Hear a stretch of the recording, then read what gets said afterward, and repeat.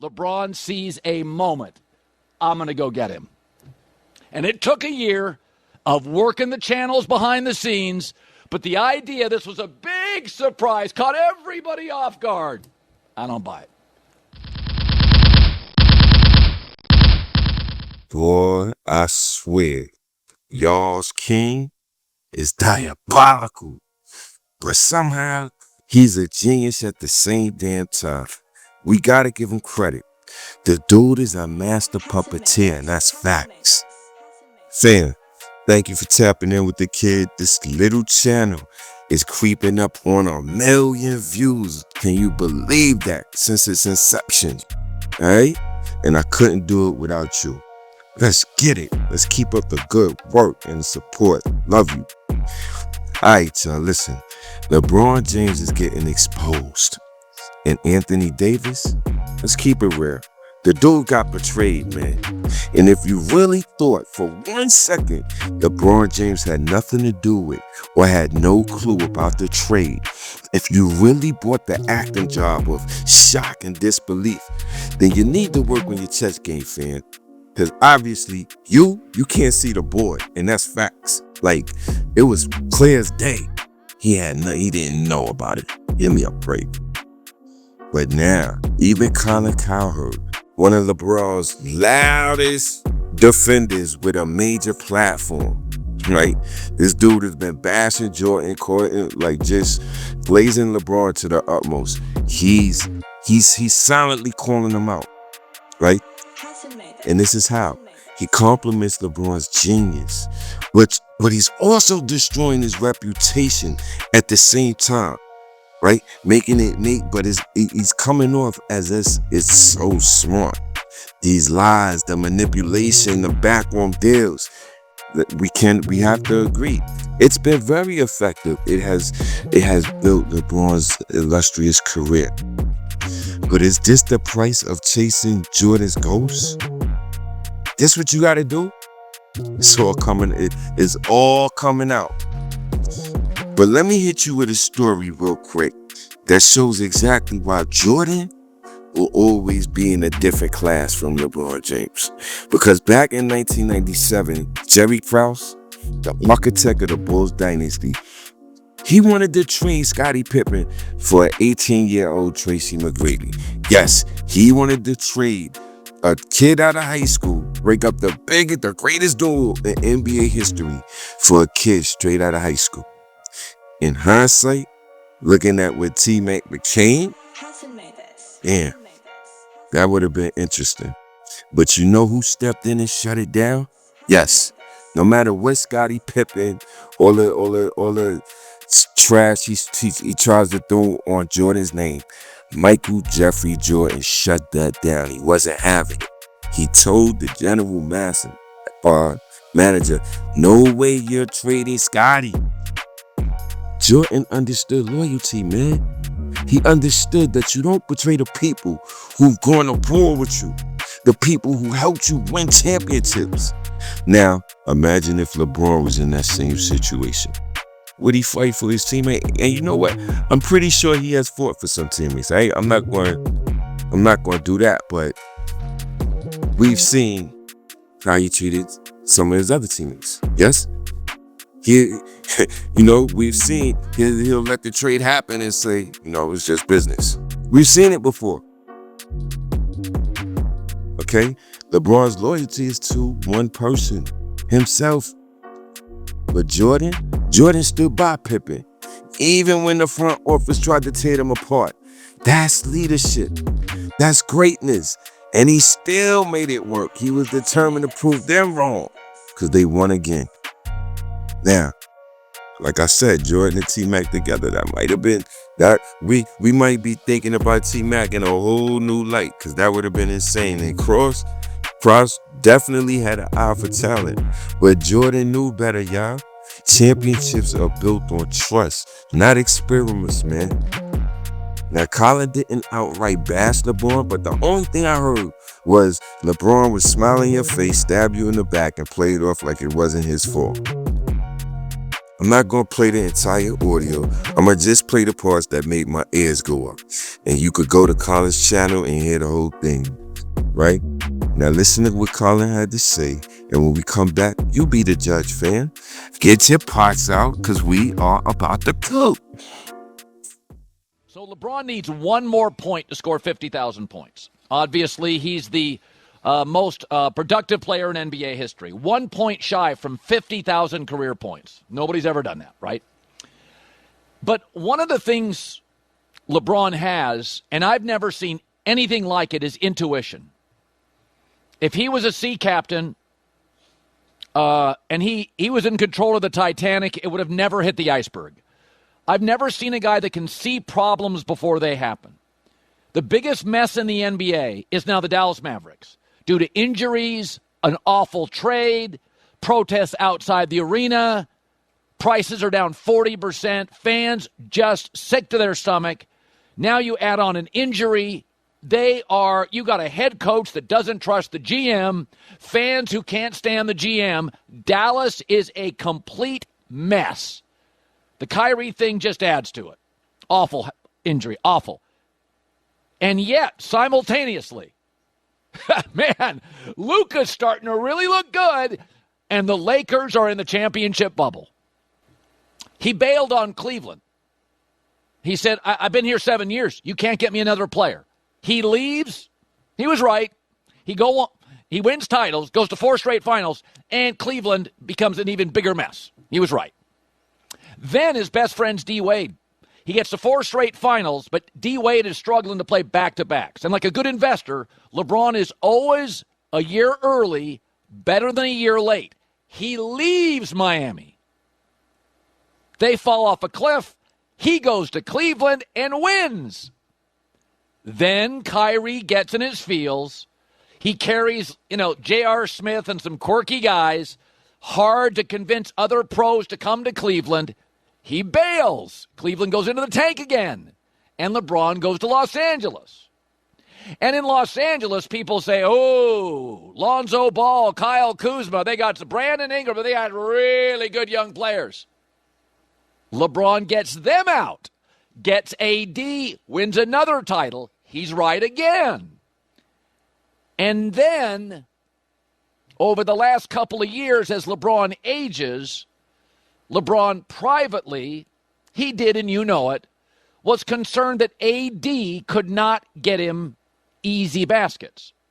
AD was a good teammate. They worked together, but they weren't perfect as LeBron aged. And LeBron looked around the league and thought, who can get me easier baskets? The 2 best outlet guys are Jokic, he's locked up in Denver, and Luka. And he gets Luka. And the Lakers are now on fire. AD immediately gets hurt. The entire organization's a mess. Now, I'm supposed to believe that LeBron didn't know. I find that very hard to believe, and you can call him selfish. But here's something you have to call LeBron as well. Right. He is always right.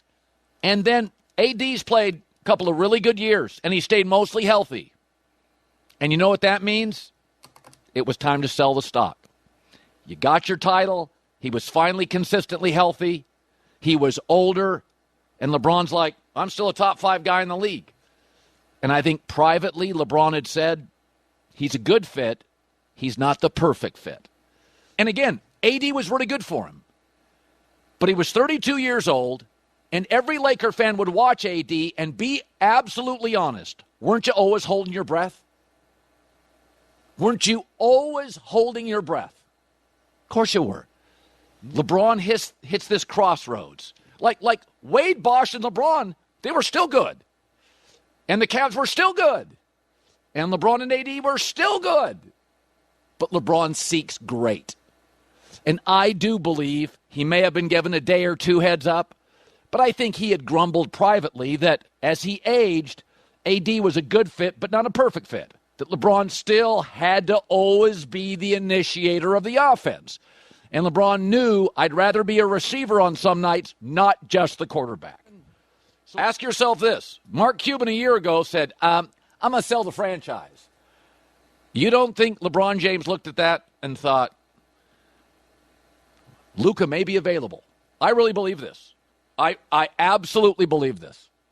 I believe every time LeBron was around Luka, remember when Luka came into the NBA first year?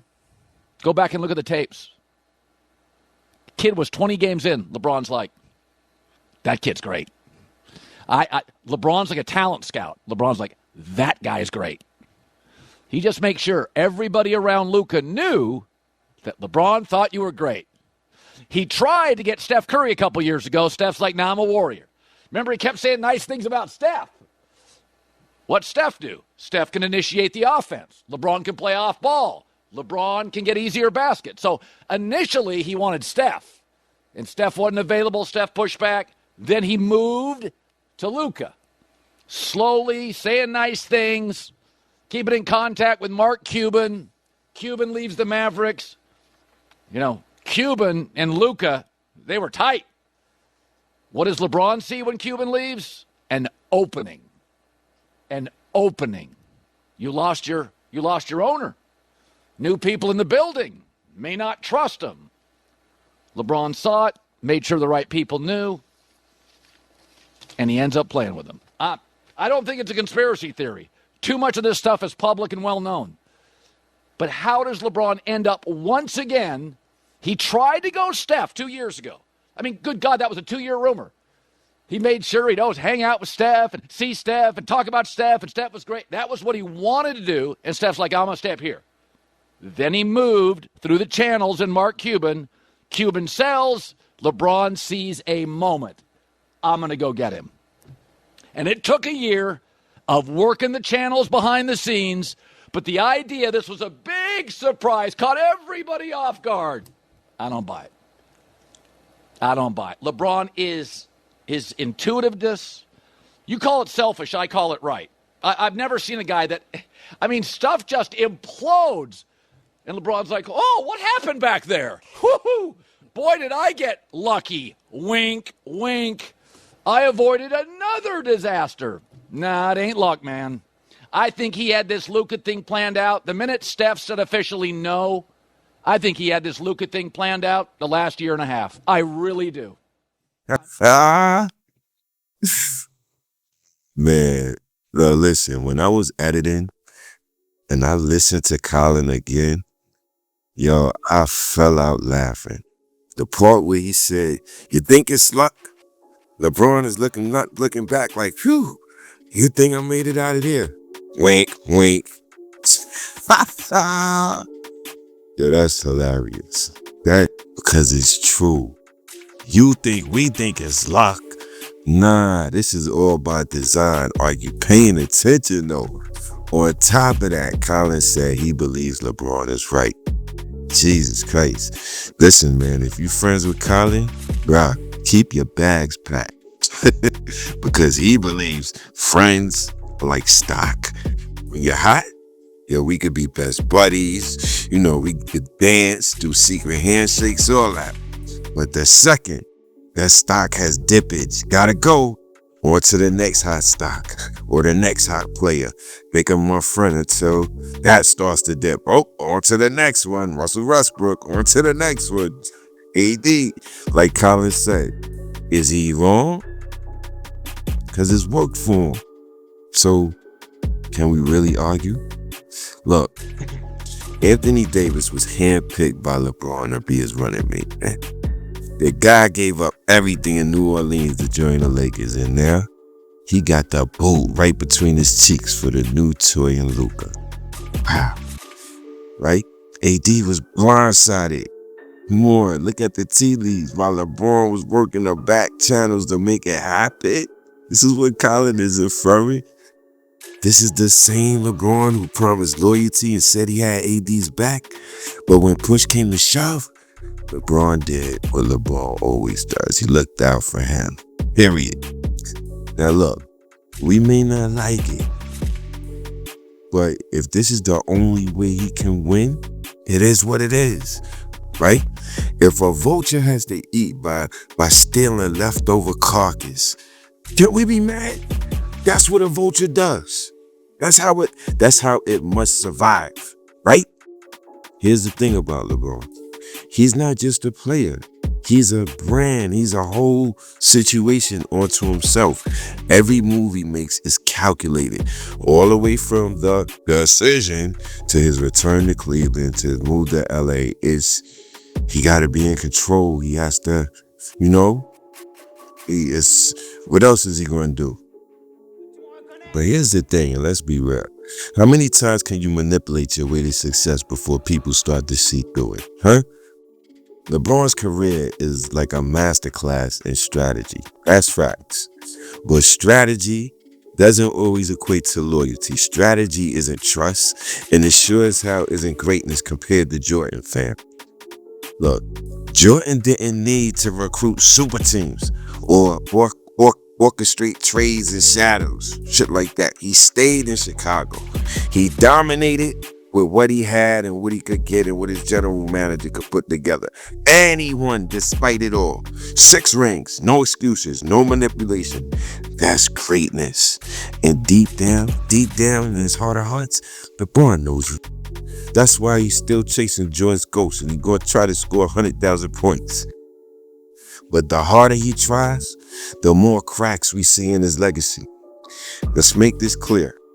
Jordan, he proved it all on the court, man. Period. None of this malarkey. LeBron is out here playing chess. And it's smart, but chess is going to win you some battles. But it doesn't win hearts. Jordan's legacy is untouchable because he didn't need to lie, manipulate, or betray his teammates to win. Right? LeBron, he's built his career on calculated moves. And like I said, his work. He got the rings. Or three rings plus a bubble. He got the stats. Just scored 50,000 points, but at what cost?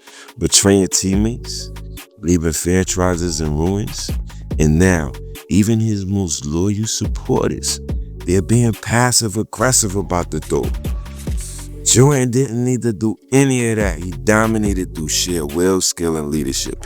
And that's why, no matter how many moves LeBron makes, he will never eclipse Jordan. All right, fam, listen, what do you think? Hey, did LeBron betray Anthony Davis? And do you agree with Colin Cowherd about LeBron's calculated moves? Are you feeling that? And also, last but not least, do you believe LeBron can ever match Jordan's legacy? Get in the comments and let off the clip, fam. Facts. Thanks for tapping in. And on your way out, if you could be so kind and tap that like and help the channel, we are very thankful and appreciative. And if you want to be first to get this work, go ahead and subscribe. Till the next video, be safe and God bless.